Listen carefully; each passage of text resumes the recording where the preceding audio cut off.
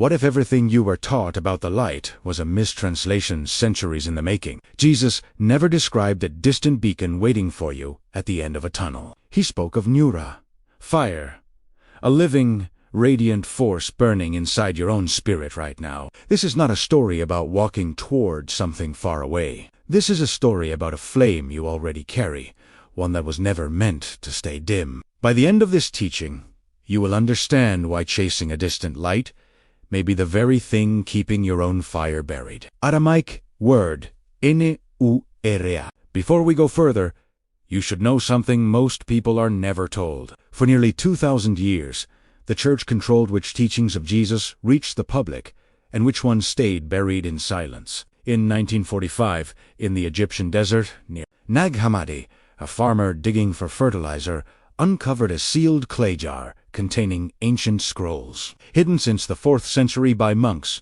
who feared their destruction. Inside were Gnostic Gospels, direct unfiltered records of Jesus's teachings, written in the language his first followers actually used at home in tea fields at the bedsides of the sick. Among those recovered pages were deeper descriptions of the divine fire he spoke of, insights softened by centuries of Greek translation into a gentler, more distant image than the one originally taught. What those scrolls confirmed is something modern readers rarely stop to consider. Jesus did not speak Hebrew in the temples or Greek in the marketplaces when he described the radiance within a person. He spoke Aramaic, the language of home, of intimacy, of the body itself. Hebrew was reserved for scripture and formal prayer. Greek was the language of empire, trade, and philosophy.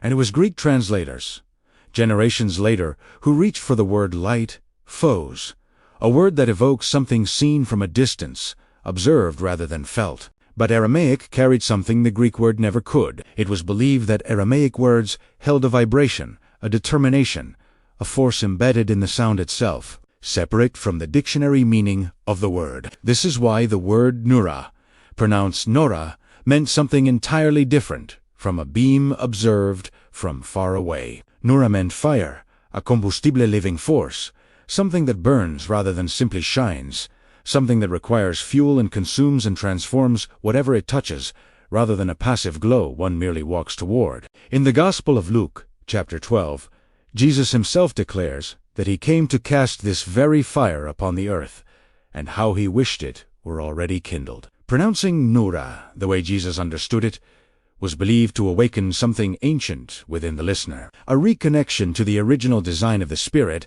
not as a traveler seeking a distant glow, but as a flame already alight, only waiting to be fed. This is not a linguistic curiosity.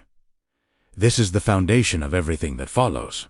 To understand why the difference between light and fire matters so profoundly, you have to understand how each behaves. Light, especially light seen at a distance, asks nothing of you but your gaze and your steps toward it.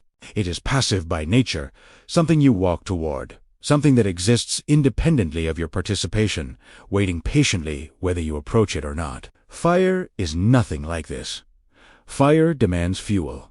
Fire requires tending. Fire can grow or die out, entirely depending on what you feed it. And this single difference changes everything about how we should understand what Jesus was actually teaching. This is exactly what the popular image of a distant tunnel light gets wrong, whether encountered in near-death accounts or simply absorbed through decades of cultural retelling. A distant light suggests your only task is to keep walking, to endure until you finally arrive somewhere else, somewhere outside yourself, where the glow is waiting. Nura suggested the opposite entirely.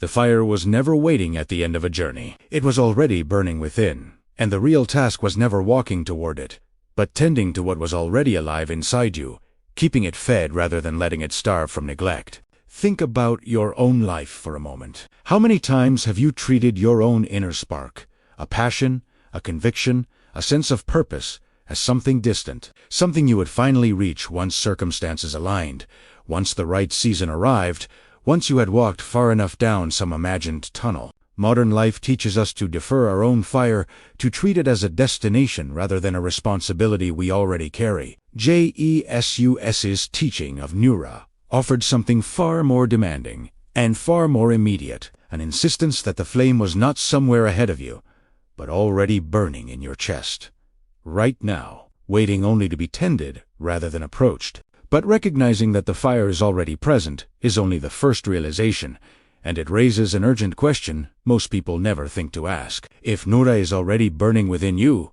what exactly feeds it, and what starves it, without you even noticing? This is the deeper mechanism we are going to unpack together in the chapters ahead, because a fire left on, even one that was never distant to begin with, can still quietly go out.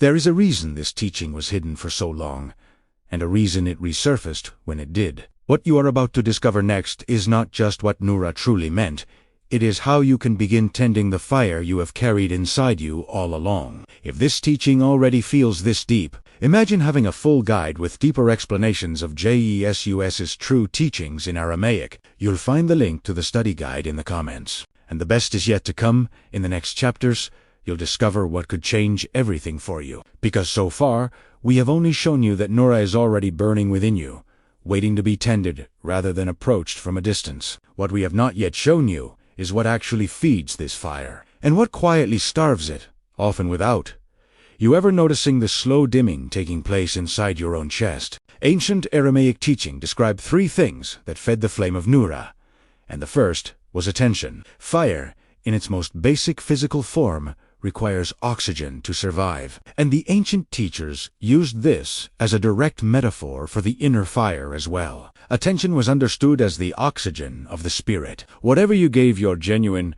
sustained attention to would grow brighter within you, while whatever you starved of attention, even something once vital, would slowly smother and dim, not through any dramatic event, but simply through neglect. This detail is almost always overlooked, and it changes everything about how we should understand why so many people feel their inner spark has gone quiet over the years. It was rarely extinguished by a single crisis. It was starved gradually, one distracted day at a time, one important inner conviction pushed aside for something urgent, but ultimately meaningless, until the fire that once burned clearly had been reduced to barely a smolder, still alive, but no longer visible, even to the person carrying it. The second thing that fed Nura was honest expression. Fire that is contained without any outlet eventually consumes the very container holding it. And ancient teachers understood the inner spirit worked the same way. A conviction held silently for too long, a truth never spoken, a purpose never acted upon,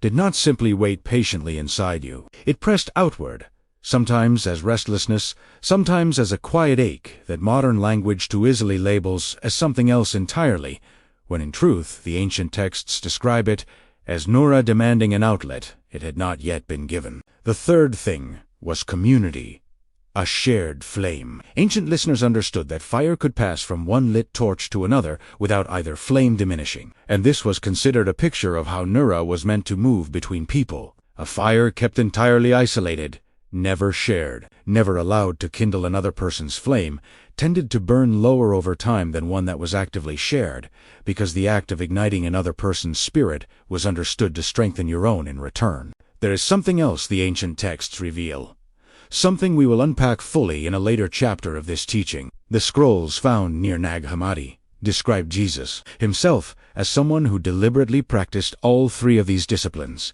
attention, expression, and shared flame, and describe his public ministry not as a performance, but as the visible result of a fire he had tended with extraordinary consistency long before anyone else ever witnessed its light. And if that discipline could be observed, that means it could also be learned. This is the thread we will follow all the way to the final chapter of this video, where you will learn exactly how. For now, hold this truth close.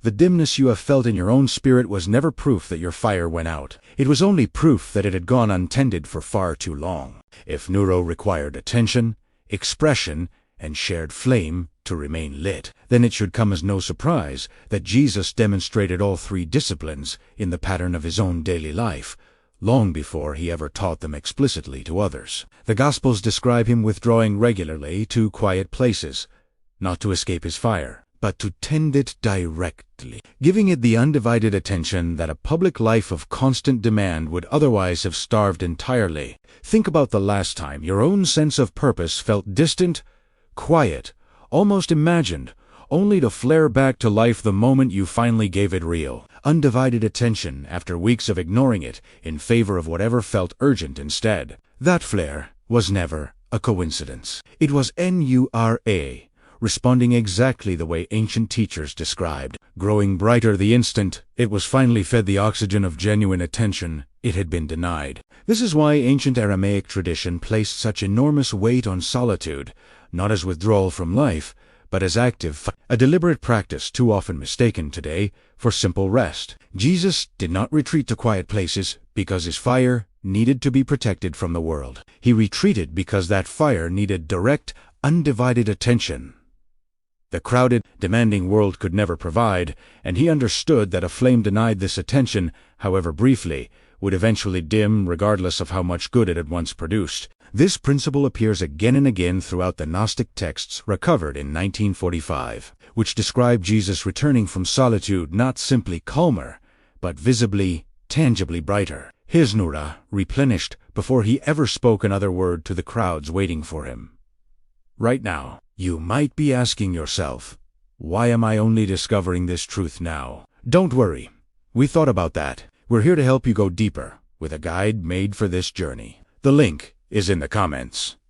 We promised you the deeper revelation, and here it is. The Gnostic texts recovered near Hammadi in 1945 describe something that never made it into the version of Christianity most of us were taught in childhood.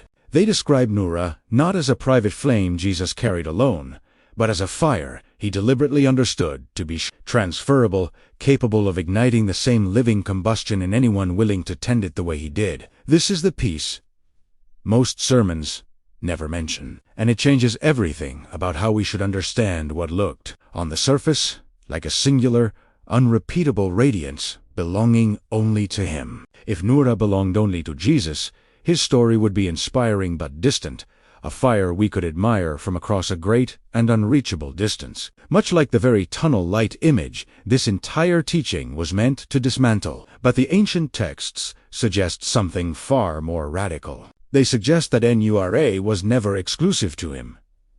It was demonstrated through him, as proof of what was possible for anyone willing to walk the same discipline, giving their own inner fire the attention, the honest expression, and the shared flame it required to remain lit, rather than slowly starved into a barely visible smolder. This reframes the entire teaching. Jesus was not simply a singular flame reserved for a chosen few witnesses 2,000 years ago. He was showing an entire discipline of fire tending that could be learned, practiced, and eventually carried by ordinary people in ordinary lives, long after he was gone. This is why the word Nura survived at all, whispered through oral tradition and buried texts, waiting for the right moment to resurface with its full, combustible weight restored, rather than the passive, distant image we inherited instead. And this is precisely why the softer meaning of a distant light was allowed to replace it over time. A distant light asks nothing of you but patience, keeping people waiting, watching, expecting rescue or arrival from somewhere outside themselves. A living fire asks something far more demanding. It asks you to feed it, to tend it daily, to take responsibility for whether it grows brighter or slowly dims into darkness. That is a far more difficult idea to carry, and it is exactly why the easier image, the passive glow at the end of a long tunnel, was the one that survived in common imagination, while the original fire waited nearly 2,000 years, buried in the Egyptian sand, to reach us again in its complete form. So the dimness you may have felt in your own spirit was never a sign that your fire had gone out for good. It was only proof that it had gone untended. And that is exactly what we are going to give you now, in the final chapter of this teaching, so you can begin tending your own Nura, starting tonight. We are just scratching the surface of this ancient power. Get ready, because in our next video, I will reveal even deeper Aramaic codes that unlock spiritual authority you've never imagined. Make sure you are subscribed and have notifications turned on so you don't miss this unfolding revelation. Here is the transformation protocol, the fire-tending practice Jesus demonstrated but rarely explained in words, because it was meant to be lived daily, not lectured about once and forgotten. Each day, give one deliberate act of attention to whatever conviction or purpose has felt quietest inside you lately. The oxygen your Nura has been missing. This can be as simple as 10 unhurried minutes spent with that truth, undistracted, the way Jesus withdrew to quiet places to tend his own flame before returning to the crowds. Then, give that same fire an honest outlet before the day ends.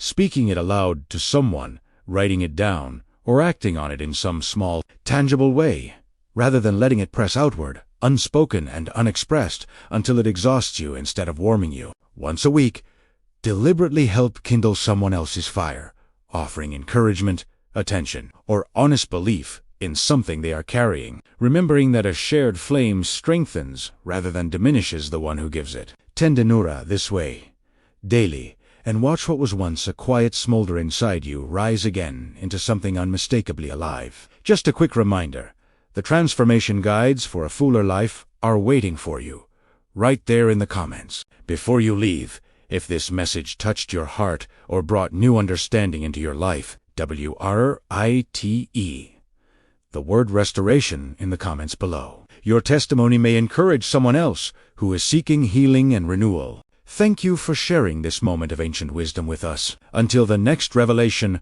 walk in peace, walk in freedom, and walk in the power of Nura.